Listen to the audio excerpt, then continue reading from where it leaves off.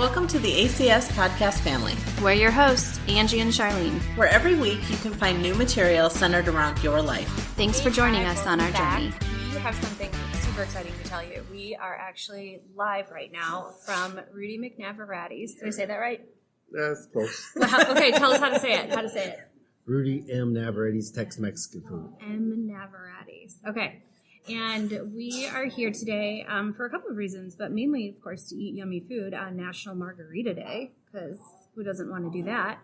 But also to talk to you about this amazing place in Sioux Falls where you can try this authentic food. Which is really awesome, and we're talking about success, so what better way to talk about success than to talk to local business owners that have been around for a while. Gives you an opportunity to support local businesses and gives you an opportunity to kind of dig in and figure out what it takes to get a business started and work with entrepreneurs. Absolutely. So it's going to be a little bit noisier than it typically would be. You're going to hear other people's voices. We're not haunted. We're just being surrounded by customers as they come in because it is Friday. But anyway, so welcome, Rudy. Thanks so much for doing this here with us today. One of the reasons that we wanted Rudy's to be one of our first ones, and especially when we're talking about success, is because you've been so successful in Sioux City. Yeah. And now you're bringing that here. Tell us your story. Yeah. Well, my story as far as restaurant goes actually starts with my grandmother.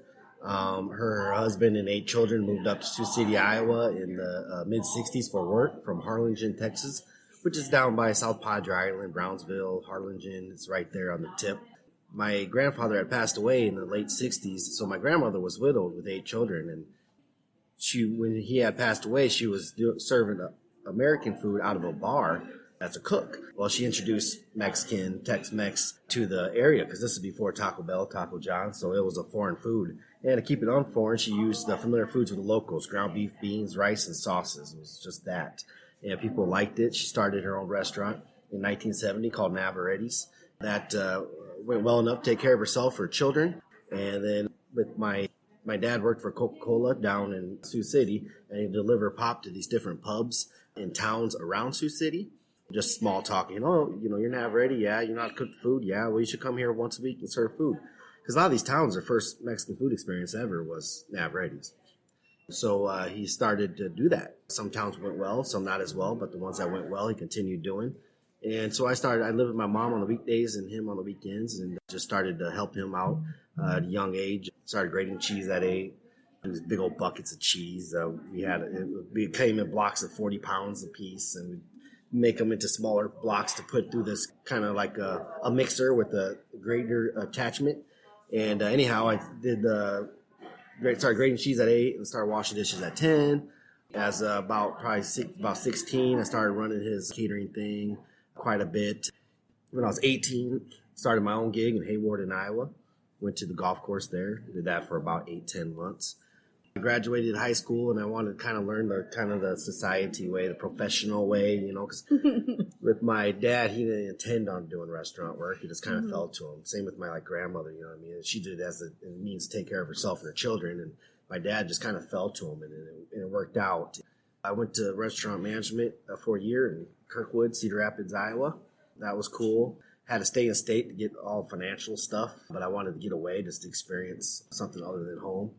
And then I came back. I see McDonald's hiring for a manager, so I was like, it's fast food, so it's different, but I think they do it better than anybody as far as marketing. Yes. They're so successful. They got a system that works, and they just, if you get into McDonald's, there's only one that's ever closed, and that's because some terrible thing happened there. But other than that, they're successful and make money. And so I learned a lot there in that 1 year of managing the McDonald's more than I did here in school, that's for sure. Then I started doing started getting into gigs. So I started doing that, and then my dad actually got in a little bit of trouble for OWI, so I had to take care of his business, and so I joked around because I was paying child support for 5 brothers and sisters, and I had a little brother living with me, so I was 22 years old with 6 children, Wow. But I was thankful I was able to do it, and then he came back. And then shortly after, 2003, my aunt and I opened up a restaurant in North Sioux City, South Dakota called A&R Navarrete's. So I was 23 at the time. And after a year, she just kind of wanted to do her own thing. And she told me, and I said, well, yeah, go, I want you to be happy, And then, so I was just intending on doing it all on my own. Then my dad was like, well, hey, I'll take over her spot and we'll just have it as a, one business. Cause her and I, we kind of did it 2 separate businesses. She did the day, I did the night. And we kept the money separate. We had our own inventory, stuff like that. So when my dad jumped on board, we put it all one. That went well. We built up clientele and stuff. And then after a year, which was 2 years being at that location, the lease was ending. I told my dad we really tried to buy a place. And fortunately, he agreed and had enough equity. So we moved about 10 blocks over to the Riverside part of Sioux City, Iowa. Opened up in 2005, called it Rudy Navarrete. Just kind of outgrew what we had. And then we put in an addition on there, and that definitely paid, 1,000 times over, Yeah. And about 23 months ago, I sold my dad my half of the restaurant. I've always wanted 100% my own restaurant. I'm 40, although it feels like it took forever to get here. I know I'm still young, but having that ambition to have my own restaurant since I was like 15, that took 25 years to get there. So I am. It was between Sioux Falls and Omaha. I wanted to stay close for some name recognition from the people before me, my grandmother and relatives, aunts and uncles, aunts that laid the foundation. I chose Sioux Falls because I really like where it's going. It's growing. I think it's a real well-ran city. It's easy to get everywhere here in town. Moved up here August of 18, opened up September 12th of 18. The first month was pretty chaotic, can't lie, service took a hit for that, but I had to get open. And, it was a learning experience for sure. Slowed down. I'm all in. I moved up here. I bought a little house up here on the east side of town, purchasing this building. So it's a huge risk, but I love what I do. I'm grateful every day when I wake up. I'm excited to come to work. And I love just meeting people and building relationships with people. Just small talking with them, planting seeds of, catering, like, hey, where do you work at? Oh, yeah, you work with 50 people, Team building lunch. Yeah, you hit a couple of really key points, though, that I kind of want to go back to. Me too. Number one, we talked about persistence a couple weeks ago, and having that dream and having that vision, and you just hit the nail on the head. It might have taken you 25 years, but everything was a stepping stone to get you here, and you're here now, so that's pretty awesome. And I love that you were starting it, and then something would happen, like your aunt's going to back out of it. Like, you didn't let the walls fall out and the bottom come out from underneath you. You're like, all right, well, let's do it. What's next? You just found another way to do it. Kept going, and you took so many steps to get to where you are, including working at McDonald's, for example. You saw it for the opportunity that it was, instead of being like, no, I'm not going to work at McDonald's because it's fast food. You learned and grew and got to where you needed to be here. I think that is so amazing. That's a great story. The other thing that I picked up on what you were saying too is it's a big risk. It's scary, but you are all in. You made a firm decision and you didn't back away from it. There is no plan B. There is no other option. You went for the success, which was really awesome too. Yeah. Okay. And since I just love your story. You essentially were a single parent with 6 kids from a really young age, and you still kept going. You didn't let any of that even stand in your way. So many people are like, well, I can't. I have kids now. I've got to, get a normal 9-to-5 job. I can't follow my dreams. And you took on kids that, biologically are related to you, but not yours, and still did this. And you guys can't see it. We meant to do Facebook Live, but it didn't work. And technically, we're working through that. And so hopefully at some point you'll get that. But you can't see all of this wonderful food in front of us. So from everything that he's learned, it looks absolutely amazing. Can't wait to try it. Came back and picked this place because of the amazing service.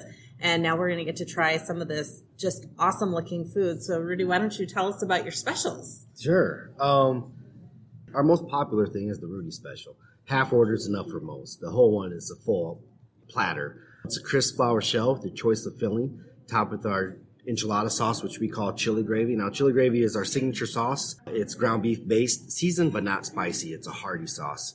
And I always like to kind of describe that. I give a 90-second 101 to all the first timers. Do my best to do that. Anyhow, Rudy special, crisp flour shell, choice of filling, topped with our chili gravy, sprinkle of onion, cheese, another shell, cheese, baked, and then lettuce, tomato on the side. It's crunchy, cheesy, saucy, most popular thing here. If somebody says, make me something, it's a half ground beef and Rudy special.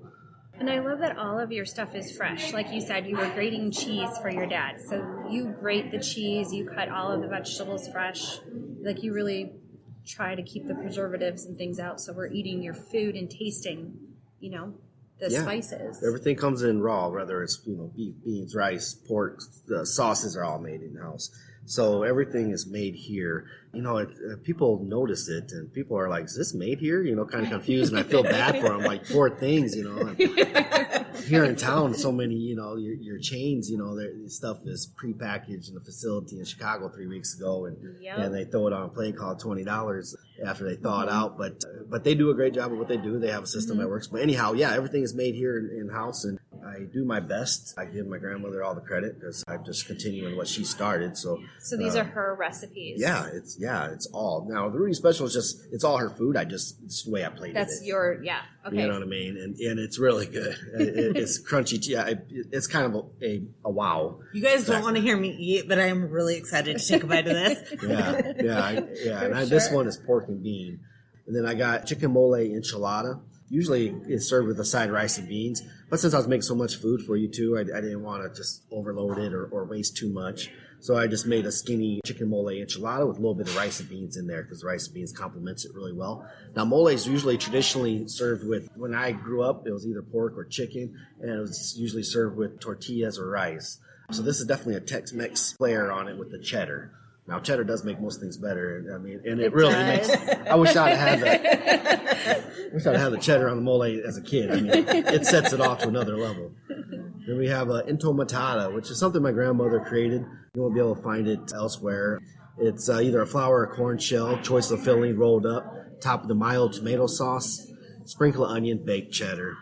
It's more like the intomatata, more or less is like a tomato burrito or enchilada, however you look at it. We got the corn one here. Just as an example, it's a gluten-free. When people say it can't have gluten, I always suggest the corn entomatata because there's a lot of flavor going on. You can order any of the fillings besides chicken mole, and it'll be fine. Otherwise, I suggest nachos. You can build it however you like. The guacamole is fine, which we call avocado dip or avocado salad. The guacamole here looks amazing. It's like chunky and it just looks really good. I can't wait to try that too. For sure. And when the chips come out warm, which I love. So that way, you get the whole flavor in your mouth. It's not, you can tell that they're not opening up a bag and dumping it in and sending you on your way. Everything's made here. The tamales, something I'm proud of. It took me 6 times to make them right. My grandmother showed me how to make them back in 2018. I mean, it's just months before I opened up here. She taught me how to make the tamales. It's a process. It's it's funny because we had a lady in Sioux City make them for us since 2002 or 3 or something like that. And she was moving. She was going to Mexico. That's where she was from. And then I'm like, oh, man, okay, what are we going to do for tamales? Got to find tamale we like, blah, blah, blah. Right. And then so my grandmother's like, well, why don't you just make them? I'm like, well, yeah. Same with the mole. She was like, well, here, let me show you let me tell you how to make it. I've been cooking long enough where she's like this, she just told me. And I take her samples of what I made, and she's like, oh, yeah, I need a little more of this, less that, until she gave me the thumbs up. And with the tamale, we made them together. So we need to have a tamale making party with you, is what I hear. Yeah. Is it really sad that as old as I am, as young as I am, and I have never, ever had a tamale, ever. Oh, so today will be a first. Yeah, it's a treat. Oh, my goodness. You're not the only one. Out of the carts back home. Like, they would go down the street with the carts, and most people are like, oh, the ice cream man. I was like, oh, the tamale man, and there's corn. Tamales and grape rolls. Yes. Yeah. Well, you're not the only one. I mean, we are in the Midwest, so but majority of everybody has had tamales. But probably one out of that come in the restaurant, probably one in 50, one in See, I'm not completely alone. I'm so excited to see you try it. It's so good. Yeah, you're gonna be like, forget it. Just give me that. And I put a little bit of our enchilada sauce and the cheddar cheese on them. But they are rolled in corn husks. So basically it's masa, which is like a cornmeal. Mm-hmm. It's a process. So the pork, use pork shoulder. I season it with vegetables, put it in a roaster overnight. I come in the morning, it just falls all apart. I use the broth, and I season the broth, and I mix it in with the masa. I'm going to fight you for that tamale. Yeah, I got more. Then we steam them. You put them in a corn husk, and then you put a little bit of strip of pork in there, and then you roll them up and steam them, and they're excellent. And our traditional taco sauce complements all the food. I always kind of have to twist people's arms to try it because most people really like the food, and then the garden sauce is excellent. So they're just going at it like they can't. They're like, oh, it can't get no better. And then I'm like, all right, if you just want to try, Mike. I don't want to be that guy where I'm dumping it on there. But believe me, I want to. Right. But I'm just, I'll say a couple times, like, well, and then they thank me when they do. Like, yeah, it definitely does compliment it. And I'm like, yeah, that's why I said so, Yep. And it's both medium. I can make some hotter or milder for anybody if need be. So. No, I like the mild. Me I'm too. totally that person. Well, no, actually, I like spicy. Do you? I do. Oh, yeah. No, I don't want my nose to run while I'm eating. I've never had that sensation ever. Oh, okay. When I eat spicy food, apparently I'm lucky because I've seen a lot of people.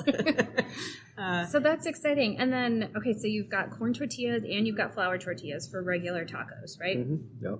So you definitely have that option. And then we have a plate of beautifully cut up vegetables here too that you can't see. I wish you could, but you'll see it in the blog post and the pictures. So you could definitely, if you were vegan, come here and get a corn tortilla and put your lettuce and your tomato and your onion and your black peppers and your salsa and have lunch. Yeah, You can hang out with your carnivore friends while they have tamales. Yeah. And dressings, however.